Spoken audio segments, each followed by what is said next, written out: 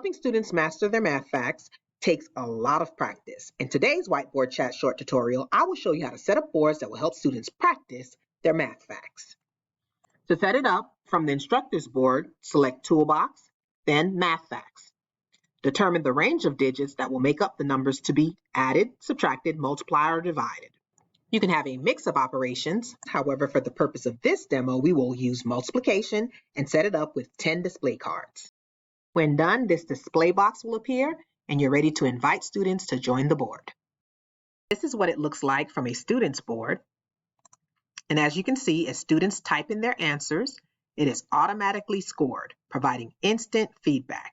This is a fun and interactive way for students to practice their facts, and it makes monitoring their work easy for the teacher because they're able to see their work in real time. To learn more about how to do this, be sure to check out my YouTube playlist entitled Whiteboard Chat Teacher Support for more details. You can find more creative ways to help your students learn their multiplication facts by visiting my YouTube channel. Here's where you can find games, songs, and strategies that can help students master their facts. Thanks for watching, and be sure to share with your colleagues. And to continue to support my channel, feel free to like, comment, and subscribe. And until next time, take care.